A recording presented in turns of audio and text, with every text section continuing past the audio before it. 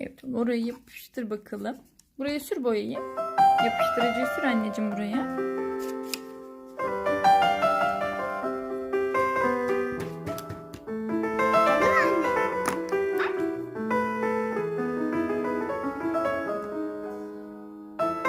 Aferin. Hadi bakalım buraya da sür yapıştırıcıyı. Sür anneciğim buraya. Ters tutuyorsun ama bak, yapıştırıcı kısmı burada, tamam mı? Heh, yapıştır hadi. Yapıştır oraya onu. Şu şekilde. Hı. Tamam, dur vereceğim anneciğim. Şimdi kareyi yapacağız. Al bakalım, kareyi yapıştır. Çok güzel olmuş kızım o lipsi. Bakalım şimdi dikdörtgeni yapalım. Sen de değil mi? Tamam anneciğim. Dikdörtgeni yap bakalım. Hadi dikdörtgeni de yapıştır buraya. Aferin. Yuvarlağını da yapalım. Yapıştır onu da. Aferin. Elipsini de yapalım. Hadi bunu da yapıştır. Oğlumun tosbiği çok güzel oldu.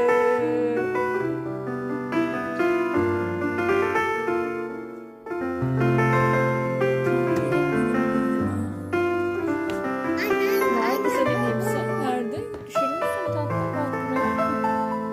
Anne baba. Kareyi yanlış yere yapıştırmışsın ama sıkıntı yok. Bir şey olmaz. Bakalım çıktı zaten. Bunu bir daha bant sür anneciğim şuraya. Yapıştırıcı sür oraya tatlım. Aferin. Şimdi dikdörtgeni yapıştır oraya. Evet. Kare burada. Üçgen bir kareyi de yap bakalım. Yapıştırıcı sürdün mü? Tamam, yapıştır o zaman.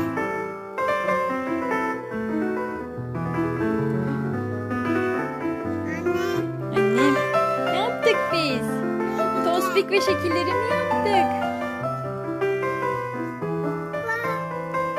Kareye yap. Üçgen yapışmamış. Bak, önce şuraya bir yapıştırıcı sür anneciğim üçgenine.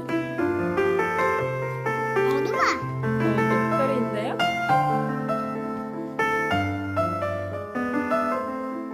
Aferin. Yuvarlağı nerede acaba?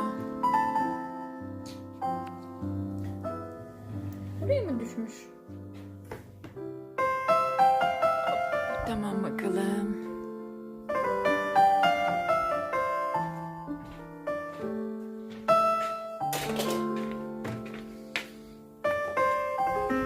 Bakalım, yuvarlağına da yapıştırıcı sür.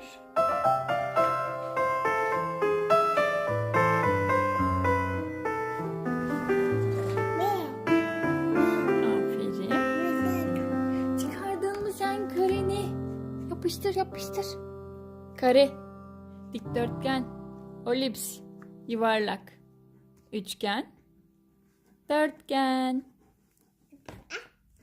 Bu da olips. Evet, o da olips. Hadi yuvarlağını da yapıştır anneciğim, uhunu sürdüysen.